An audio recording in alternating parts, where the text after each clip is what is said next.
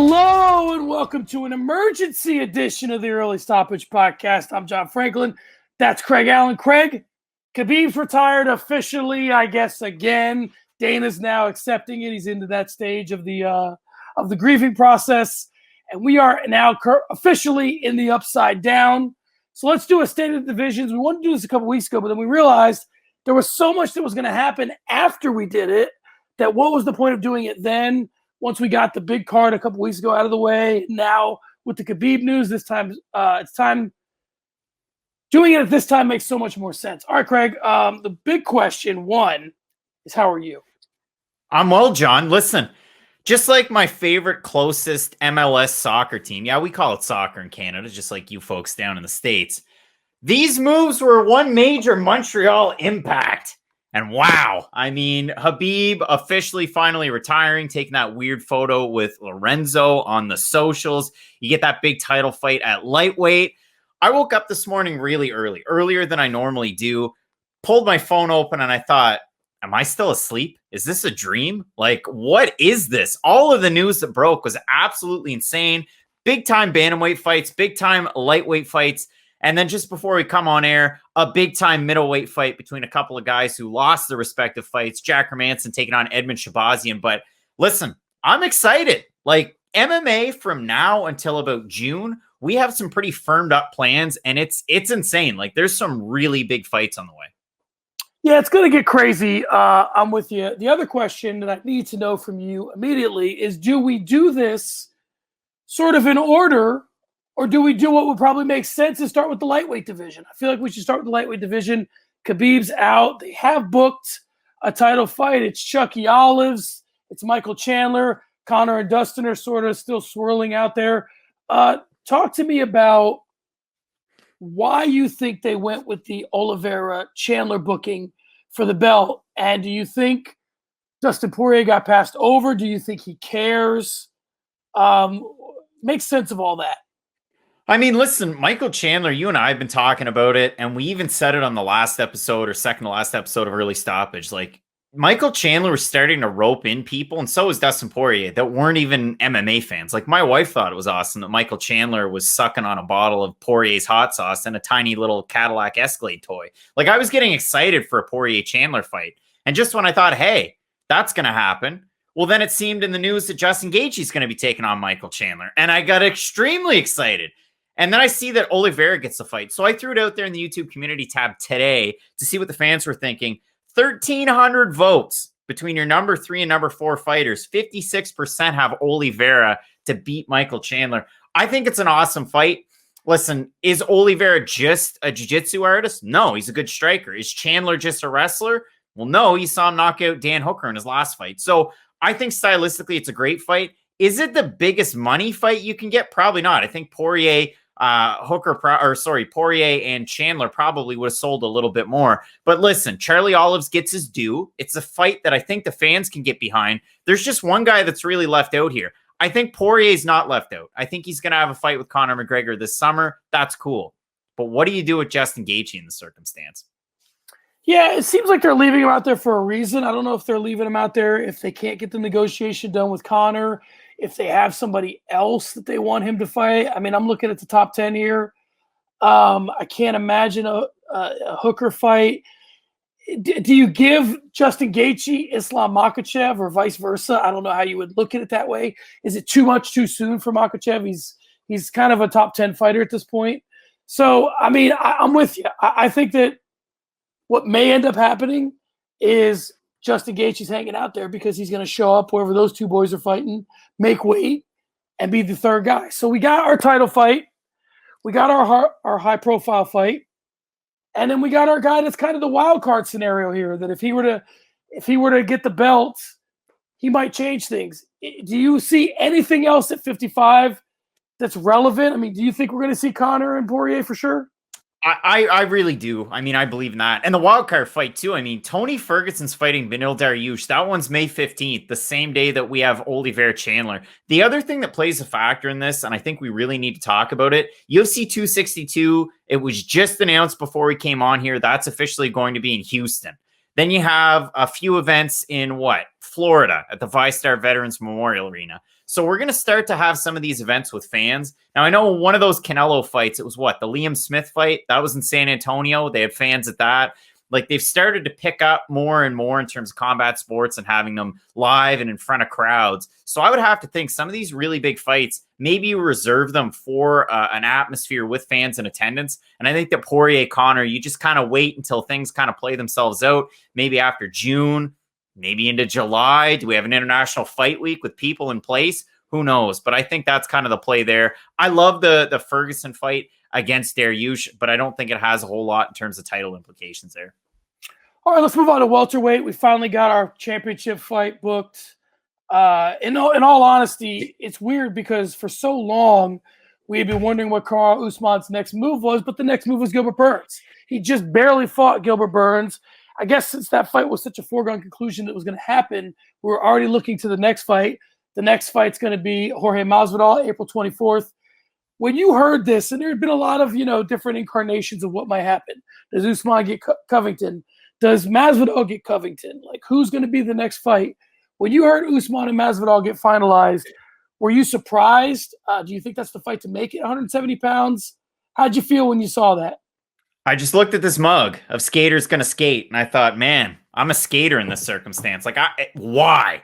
Listen, I get it. You give Masvidal his due. You get full camp Masvidal. Is that going to be like Dad Cerrone? I don't know, but my level of give a fuck on this one's pretty low. Like, I'm not excited about this in the least. You saw Usman absolutely mop the floor with Masvidal. Could he catch him with a shot? Could Masvidal catch Usman? 100%. But Usman's on that god level flow. He's got GSP paying him compliments at this point in the game.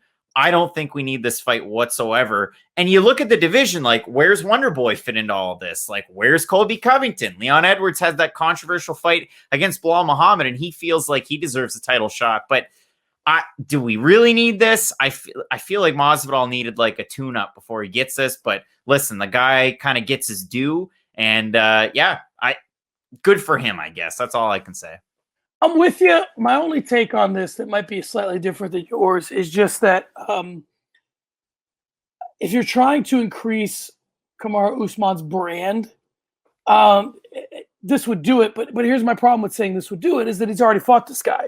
So anybody that was a Jorge Masvidal fan that you want to discover Kamaru Usman, first of all, if they were a Jorge Masvidal fan, they're going to hate Kamaru Usman for beating him. Maybe there's some money to be made in people hating Kamaru Usman. But I don't know that you're going to pick up any new fans in this fight that you didn't pick up in the last fight. The only thing I'll say is you have more time to promote it. That's it. So whereas the last week it was like, this is 7 days and we're basically putting together a social media campaign to gain interest in this, I think this time around you're going to be able to do a countdown show. You're going to be able to do a lot more. So maybe you will draw a few more eyes. So from that perspective, I can understand the booking. I do think that Colby Covington at this point is a little bit radioactive. Before we move on to the high-profile fight, we just had a very controversial situation with Bilal Muhammad, Leon Edwards. Last time out, we talked about whether Leon Edwards should get a title shot with a win. He seems to think he should get a title shot with a no contest. Where do you fall on the whole Leon Edwards of it, and where do you think he should fall in the division as far as his next opponent goes? I won't go down the rabbit hole, and I'm sure we'll talk about this at another time. But listen, you get warned one time that you can't poke a guy in the eyes, and then you go out there and poke him in the eye again. Like, this stuff like this can't happen. Like, as we're filming Cage Warriors 121, we talked about this before we came on air. Cartwright Miller headbutts Cartwright. All right, you get a warning. Headbutts him again. You lose a point. Headbutts him again. Loses a point. When the referee said, I'm going to disqualify you, headbutts him again for a fourth time, gets disqualified. How many times do we have to see an illegal shot before we have a disqualification or before we just, end the fight, no contest, whatever? Well, we had that in that Edwards fight. I don't think he deserves a title shot. And I mean, for that high-profile fight, John, I mean, Vicente Luque taking on the man himself, Tyron Woodley, like third time's the charm? Fourth time's the charm for Tyron? Like, what are we doing here? Yeah, this division is interesting to me for a couple of reasons. The first being, sometimes with these guys, and I'll use Stephen Thompson as an example, and then I'll talk about another guy who's sort of falling into that Stephen Thompson category, which is once you fight for the belt and lose, we kind of forget about you, right? Like Gilbert Burns lost. pretty decisively to Kamaru Usman, that still might make you the second best 170 pounder in the world. So don't put this guy out to pasture. Let him still eat. I think you go Burns, Covington. I mean, I think that's an interesting next sort of way to go, just in terms of keeping both of those guys' energy level up.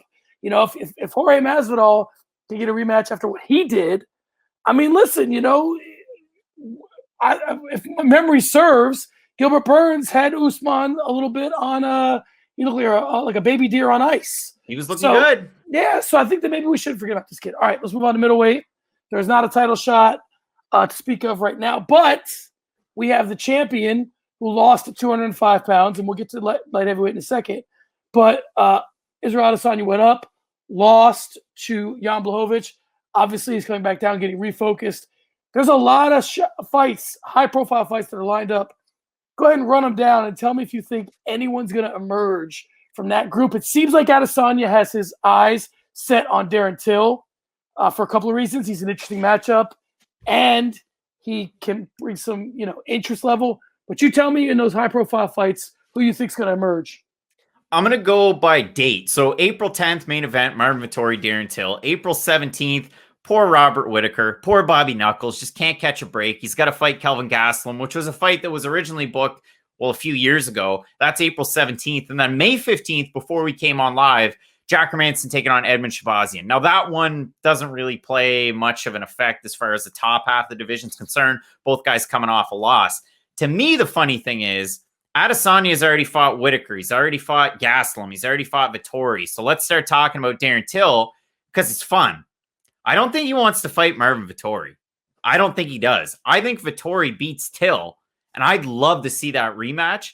That's the fight that I want out of all of this. I just feel bad for Robert Whittaker. Like, he's pretty deserving of a title shot. I don't think he should have to fight Kelvin Gastelum. And for Gastelum, you're going from a losing streak to beating Ian Heinisch. And I like Ian Heinisch. I think he's a very competent fighter. His story's great. And Gastelum looked pretty good. I mean, his wrestling was great. But then you have to go up so high to fight Whittaker. It's just a silly fight to me. Yeah, I agree. I think the two guys here, when we talk about the situation with Burns and Thompson, the two guys at middleweight that have that same kind of energy is Paulo Costa and Jared Cannonier. These are guys that are, both, one loss in their last four. Costa one loss, period, and it's Israel Adesanya. I mean, do you match these two guys up and see who should be, on the path towards Israel Adesanya after that? Now, listen, I don't want to get into a Napster controversy, but give me fuel, give me fire, give me that which I desire. I mean, that's the fight that you make. You go Costa, you go Cannonier, somebody's lights are getting knocked out. Like, that's the fight to make. But again, doesn't really have a lot in terms of title implications, but what do I know? I mean, Hermanson could beat Shabazian and they could say tomorrow, oh, well, the winner gets a title shot. So it's tricky. I want to bring up one name and then we'll move on. I want to talk about Kevin Holland, because the question here with Kevin Holland is, does he wait for the dust to settle and find himself in a situation where the Whittaker-Gastelum fight resolves itself, the Vettori-Till fight resolves itself, the Hermanson-Shabazian fight resolves itself. We get Costa and Cannonier. That fight resolves itself. And Kevin Holland just sits back and picks the guy who looks the most impressive out of all the fights, takes that guy out, and now he's in the fast lane to get in the title shot. One, do you think that's doable? I mean, do you think Kevin Holland could fast track himself into a late 2021, early 2022 title shot? Listen, I mean, I got myself into a bit of an awkward spot here with Fight Night Picks this week because, as you know, JHK doing interviews with the show. So he's no longer a friend of the show. He's part of the show. Gets weird because Platnikov definitely didn't like the prediction channels writing him off. John, I say that. I hope Derek Brunson doesn't watch this because you're overlooking poor Derek Brunson. What happens if he wins? Listen, I think Holland does win. I love the point that you're making, though. I mean, sit back, relax. You're the type of guy that wants to fight all the time. Keep training. And then, pick the most exciting guy. Kevin Holland has not had an easy path. Now, take that with a little bit of a grain of salt because Charlie Ontiveros was way outside of his comfort zone and level. But look at what he did against Jacare. So he can bang with the top half of this division. I think that's a good idea. Wait and see how it plays out. And if Derek Brunson wins, now we're cooking. Let's move on to light heavyweight because we talked a little bit about this, obviously because the fight was a couple of weeks ago. Where do you fall on Blachowicz wins? Adesanya is now doing the press tour of just because I lost doesn't mean I'm not still a GOAT. Should we be giving Blachowicz more flowers than we're giving him? Should we be taking more away from Adesanya? How does this all? I mean, are you feeling like because Blachowicz won, now that he can make a long run at 205 pounds, or do you feel the same about him that you did before the Adesanya fight? I mean, I've been saying, Adesanya probably your number one star right now in MMA. Losing definitely kind of takes away from that. He's not going to get the Jones fight anytime soon, so on and so forth. Has everybody forgotten about Jan Blachowicz? I think you bring up a good point, but the trouble is, too, he's in a division. He's 38 years old. You're at the top of a weak division. I know we have some fights coming up. There's only 2 big ones booked for the top half. Of course, you have your usual players kind of hanging around, your Volkanovskis and so on and so forth that aren't booked. But I don't know. I mean, what do you do with Jan Blachowicz? Because he just kind of really erased the allure away from your biggest star. He made the middleweight king look a little bit more beatable, but nobody's really talking about him right now. So I think some of those higher profile fights, maybe they'll kind of, get rid of the cloudiness at the top half of the light heavyweight division. But it's a tricky one for me with old Jan Blachowicz right now. It's a tricky one for me too, because I'm going to do something that no one's ever going to do, has never done before, and will never do moving forward. I'm going to compare Jan Blachowicz to LeBron James. And this is why. Because we've kind of made up our mind about the two of them. And it's so last year, LeBron James, it's like, well, he's in the bubble. And if he wins the title this year, we don't think he's going to win it this year because the Clippers are great and all these reasons why he's not going to win. Then he wins. And instead of saying, give him his props and say, we just said, oh, it was the hardest title to win because he was in the bubble and there was no try. So we start taking away from the thing. Pre-fight, it was like, oh, Jan Blachowicz is in a lot of trouble. Then he goes out there and dominates effectively Adesanya in the sense that Adesanya didn't really get anything off on him all that great. And it's like we want to take away what we thought Adesanya was just because Blachowicz won. And it's like, no, this guy jumped over the hurdle that you asked him to jump over. Stop moving the goalposts. Give him his credit. And I think that we should be looking at him a little more seriously than we are. Now, in terms of high-profile fights, we don't have a title fight booked as it stands. But we got Reyes and Prochka. We got Smith and Jimmy Crute. What do you like here? And when you sort of look at this division, is there a guy that kind of has an interesting path towards Blachowicz? It's kind of awkward, right? Because, Reyes and Yuri were supposed to fight a while ago, a few weeks ago. It was supposed to be back in February? That was supposed to be a main event. Now it's moved all the way to May. I think if Yuri wins, boom, title shot. Give him his props. You're talking Poland versus what? Czech Republic on that one? I can get behind that. That's an exciting fight. Both of those guys really deliver. Dominic Reyes, if he wins, you're not getting a title shot, bud. Sorry. We saw what happened against Jan not that long ago. Smith Crute, it's interesting, but for me, Jimmy lost to Misha, so it's really awkward. That one doesn't have title implications, but I think if Yuri goes out there and looks impressive against Dominic Reyes, boom, title shot, 100%. Former Ryzen champ. What's his last loss? Crow Cop? He hasn't lost in quite a while. So for me, it's Yuri, but I'm a Yuri guy, so I got to say that. Where's Glover Teixeira fit in all this? He seems to be the guy that if we're waiting for everyone else to emerge, listen, guys like, our boy, what's his name? It's escaping. Sweet Dreams Hill. If he's a ways away, right? If he might be the guy and we're just waiting for him to sort of come of age, and there's some guys that maybe just aren't ready yet to have a gold belt over their shoulder, Glover seems like a good place filler, right? He can you book a fight out 3 months, Jan gets some work. Do you think Glover's the guy right now for the next shot? That's kind of what I was thinking before the Adesanya fight was announced. I wanted to see Glover fight him. Yeah, you can make that. It's a big. You have really big pay-per-views coming up where you already have 2 or 3 title fights. You could slot that fight in there, just as long as Jan's kind of ready to go. And yeah, I'd be fine with that one too. It's just weird. A guy that's so far up there in terms of age. Both of them are, especially for MMA. But it is light heavyweight. I'd be fine with a booking like that, though. So a couple weeks ago we did heavyweight, so I don't want to get too far deep into it because honestly, if we want to really touch base on it again, we'll just do some clever editing. You'll see us dressed differently, and right now we'll be talking at heavyweight. But let's talk about it. We got Miocic and Ngannou coming up. We got Tybura Harris. We got Sakai Shamil. In these fights, do you think that it begins and ends with Miocic and Ngannou, and then it's John Jones, or do you think we've seen a lot of prospects? They're not ready yet, but who do you think other than that is going to make some noise here at heavyweight? So if we go making noise, like you and I have talked about this, Matt's talked about it. We had a whole episode dedicated to like the young up and comers in the heavyweight divisions, the Aspinalls, the Dawkins, Cyril Gahn. Like there's a lot of exciting prospects, but yeah, nobody's really kind of all that close. Rosenstrike could still make some noise. You got that title fight, and then did you listen to the episode of Hotboxing this week with Dana White? I didn't. It was only like a half hour. It was really short, and it was an awful listen. It was bad, and I like that show. It was awful. It was all over the place. But the thing that I gained out of it was John Jones going to get the next title shot. John's getting it. John's getting it. Generational talent, never lost the fight. He's going to get it. That really kind of messes up the top half of this division that was already top heavy. So Jones gets the winner.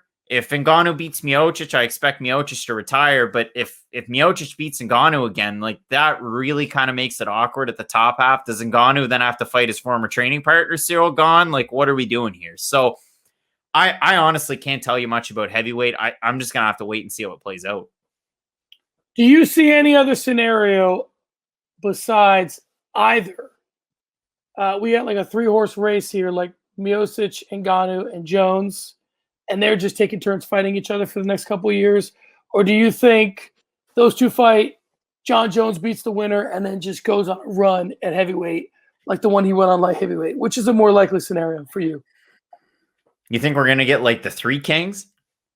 We could. That's what I'm wondering. And then maybe one of these guys like Gahn or somebody else slips into the 4th spot. Yeah, I mean, you can't forget about, you still have Lewis there. I know Curtis Blades lost emphatically, but he's kind of there too. I just see this weird log jam continuing. It's great that we have the 3 or 4 prospects making the moves up, but I think it's going to be a log jam still for a while. Even if you lose Miocic, you still have the 4, 5, 6. Volkov's still there too, right? Romanov's coming up. Like my guy Juan Espino's coming up. It's a weird spot if you're a heavyweight.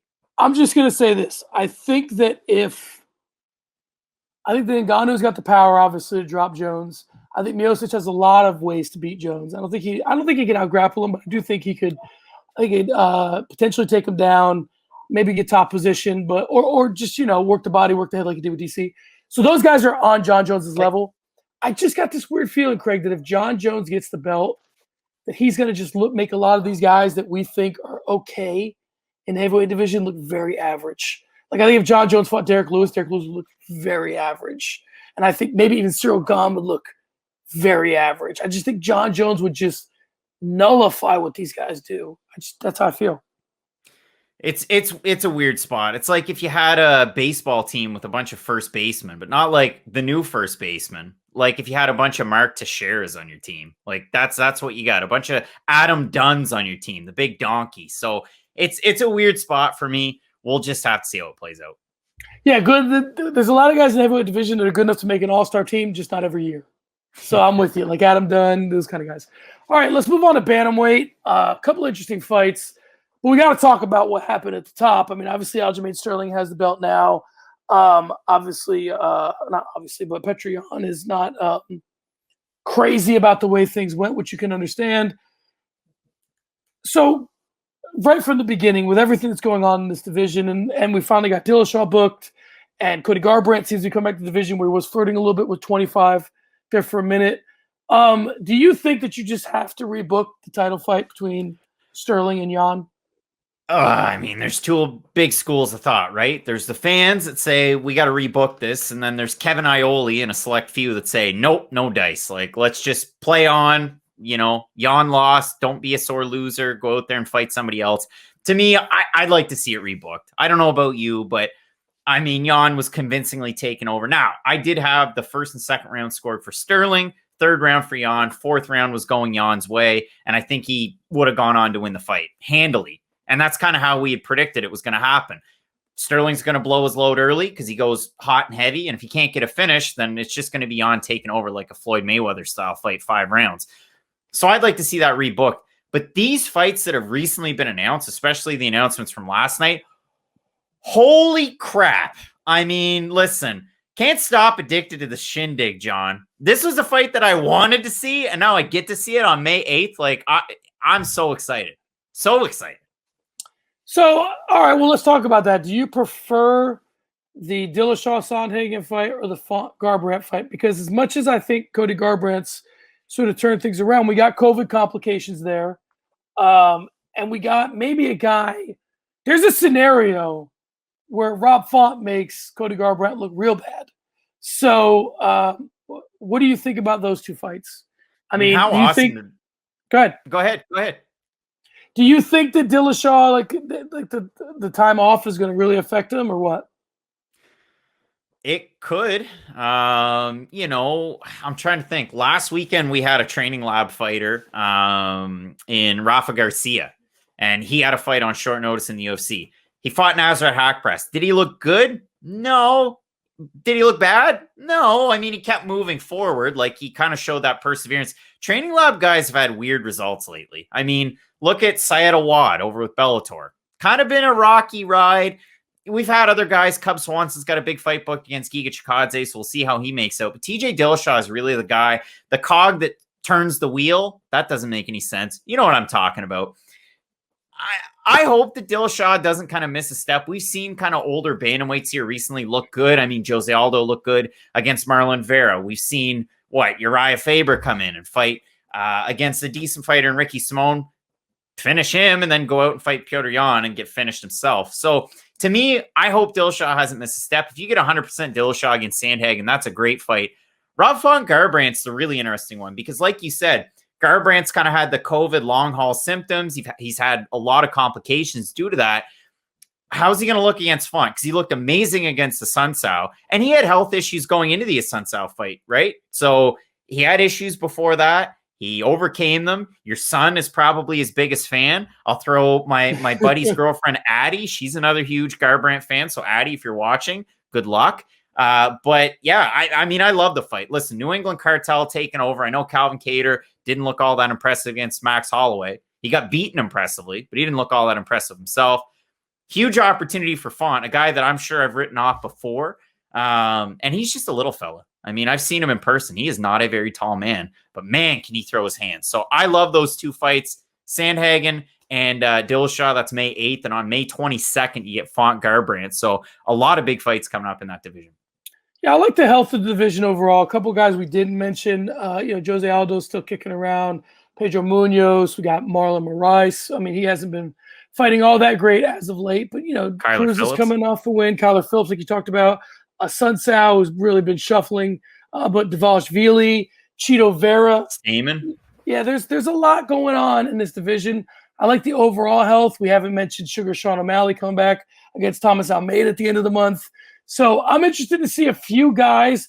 I'm really going to watch that Sugar Sean O'Malley fight with a pretty interested eye, not because of who Sugar Sean O'Malley puts himself out to be in terms of a star, but this kid was talented enough and fought good enough to even be in the conversation for being a star, and I want to see if he can get back to that. Where does Davey Grant fit into all this? He doesn't. Not for me. Yes, he does. So featherweight, we got a booked title fight. We got Volkanovski Ortega. It's happening March 27th, which is great because finally we've stopped this Max Holloway business. We got Shane Burgos fighting Edson Barbosa on the 15th. There's your high-profile fight. How are you feeling about this division? I mean, we kind of it lost its footing a little bit, but it seems to be like with the reemergence of Brian Ortega that we can kind of get somewhere. How are you feeling about 145 pounds? I'm still kind of put out because, you look at the top, like you said, you have that title fight March 27th. Then I go down through the list of fighters that don't have bookings. TKZ doesn't have a booking. Kattar doesn't have a fight. Zabit doesn't have a fight. Josh Emmett doesn't have a fight. Danny Ye just beat Gavin Tucker. Yikes. Here recently. Who else have we got? Yair Rodriguez. Have we talked about this guy? Have we said anything about him? Like, no information was ever divulged about that whole Dana White conversation. Arnold Allen has a fight against Sadiq Youssef April 10th. That's exciting. Cub Swanson's fighting Giga Chikadze. Jeremy Stevens is fighting Drakkar Klose. Dawodu's fighting Movsar Evloev.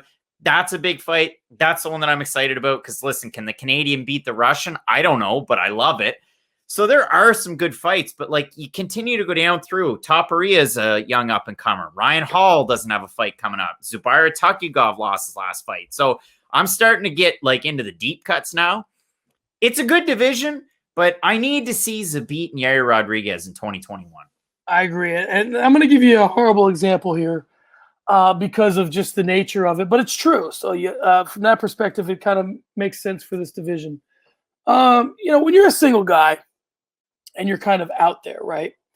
And you're getting numbers and you're hooking up with girls, there are times when you are busy enough in that life that sometimes you'll forget about a girl.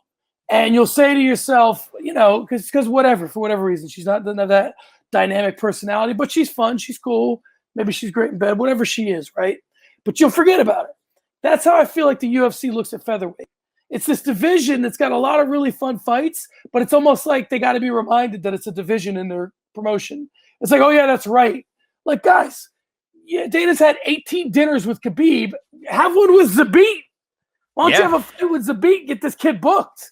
Like, you're so busy feeding, picking up checks for Khabib. Send a location to Zabit. And I think that's what bothers me. I mean, I understood it when they were running back to the Volkanovski Holloway fights. I got it. Let's put the whole division on ice because we're resolving this thing. Well, it's resolved now. We've moved on to Ortega. So let's get this thing moving. Let's get going. Let's water all the plants, not just have the one in the corner that's directly in the sun growing high as hell. So that's a little bit what frustrates me about 145 pounds. That's a clip for social media. It is. It's social breakout. Let's get the team on it. Let's move on to 125 pounds. We have a champion, Davison Figueiredo. We have a challenger, Brandon Moreno. He's challenged for this belt before. Some people thought he did better than others. I thought he did really well. Some people were like, it was Figgy's fight throughout. June 12th, they're hooking it up. We got a high-profile fight, Chanel and Perez. Askar Askarov just won. Kai Kara France just won. So this division as well has some health. But again, now if we're comparing it to 145, it does feel like it gets a little bit more of the attention in the UFC, doesn't it? Yeah, I mean, it's getting a lot of the attention. The trouble is for it, Joe B out. You've got all this new talent coming in. I mean, David Dvorak's got a fight booked. I mean, he's a good fighter. You've got that fight between Matt Schnell and Alex Perez. Who slots in where? Because, I mean, Perez just lost in his title shot. That's May 15th. And we just had UFC 2 Figgy 6, where you had the Moreno fight against Figueiredo. Now they're going to fight on June 12th. Like, we're really starting to get out there. What does Askar Askarov do? He's ranked what? Second, something like that. My guy, undefeated. And then you got some, again, young up-and-comers. Amir Albazi on a nice little win streak. Suma Derji coming down to 125 starching guys. So I love this division. I've always been in favor of it. Like we're talking about fights way outside of the UFC. Like Sean Sanatella's fighting Jose Torres. Torres got the raw end of the deal with the UFC. Like there's great talent at flyweight. You just have to look for it. For me, I'm excited. It's just now it's drawn out. Like we're talking into June for a title fight. Kind of holds things up a little bit. I agree. Speaking of flyweights, let's move on to flyweight. This time in the women's division, we have a title shot in that division. Valentina Shevchenko and why is her name escaping? Jessica Andrade. I don't know why I couldn't get her first name. April 24th. So they're going to hook it up. What are your thoughts on that as a title fight? Do you think that this is a legit night where the title could change hands? So everybody talks about Jessica Andrade at 135 when she was throwing people around. And then she fights at 115 and she's still throwing people around and throwing Roz Namajunas on her head. And then she comes to 125. And I feel like a lot of people are just talking about the past and they don't focus on the Jessica Andrade fight that she had against Caitlin Chookagian when she hit her in the stomach and Chookagian ran to the other side of the octagon. Like Jessica Andrade is still the fighter that she used to be, but she definitely deserves this shot. I mean, she beat a legit fighter in Chookagian. It's a new fight. We can get excited about it. And hey, if Valentina wins, maybe you book her up at Bantamweight. You have her fight Amanda Nunes for a third time. I don't know. Or you have her do the Anderson Silva thing where she continues to clean it out. Chookagian's got a fight against Araujo that's coming up in May. I'm excited about some up-and-comers. I mean, Alexa Grasso's looked good in her last two. Tyler Santos has looked pretty good since Matt and I laid an egg and said, put your house on Molly McCann back in the summer. Yikes. But she looked really good against Jillian Robertson her last time out. So there's a lot of new fighters coming in at 125, Menoff Fiorot, so on and so forth. I like that title fight, though. I mean, Valentina and Andrade, that's a legit fight. That's one that can really get people excited about this division. Well, let's talk Lauren Murphy, because she was our fighter of the year last year, women's fighter of the year last year. What do you think about her being in that position? If you're her, do you accept any fight that's not a title fight at this point? Or are you just like texting Dana like, hey, wherever Andrade and Shevchenko are fighting, I'm showing up and I'll be there on weight, ready to go? Well, I mean, you look at Lauren Murphy in her last time out, she wasn't supposed to fight way outside of the rankings. She's supposed to fight Cynthia Calvillo. And in the 11th hour, she gets Lilia Shakarova. And it was like, oh, well, Lilia, she trains with the guys at GMC, not GNC. She's not just on the linoleum floor rolling around. She's really training with a great crop of fighters. She has a really good background. Lauren Murphy schooled her. Like, they shouldn't have even been in the octagon that night. Now, again, credit where it's due. Lauren Murphy's on a heater of her run, and she looked amazing in that fight. It's just weird because she's almost in like the Glover Teixeira mode right now. You're kind of forgetting about Lauren Murphy. She's on a tidy little win streak. What do you do with her? I think she probably has to win another fight, which is, it's disappointing, but that's kind of the scoop. I mean, you fought somebody that was outside of the rankings. It was like when Kevin Holland fought Charlie Ontiveros. Well, then he had to fight Jacare, and then he gets to fight for the title. Now, was he as high as she was in the rankings? No, but I think Murphy needs one more. Yeah, I want to finish on a high note, so let's go ahead and jump to featherweight at this point, because really there's only one booked fight of relevance. No title fights. Listen, I mean, do you think they just let the Spencer Wolf fight just turn the lights out and just tell whoever wins, listen, you really need to make 135? Wow, Megan Anderson seems to think so. But yeah, I mean, Danielle Wolf's 1-0. Felicia Spencer's 9-2, and her two losses are to Megan Anderson, or not Megan Anderson. She beat Megan Anderson to Amanda Nunes and Chris Cyborg. So yeah, shut the lights out. And just before we head out, I mean, Strawweight. Wow. Strawweight's on fire. Like, Zhang Namajunas that was just announced for April 24th. You got Esparza, Yan Xiaonan. You got Tatiana Suarez hanging out in the background. Nina Ansarov's got a fight coming up against Mackenzie Dern. We can't forget about Strawweight. You got to get excited about that. Oh, I'm definitely excited. Hanging out. Yeah, we got the Zhang Namajunas fight, like you said. There's a lot of interesting fights here. We got Tatiana Suarez, who it feels like we haven't seen in 5 years, much less just one. Claudia Gadelha is always interesting. We got, I like the emergence, like you said, of Mackenzie Dern. We're going to see a lot, I think.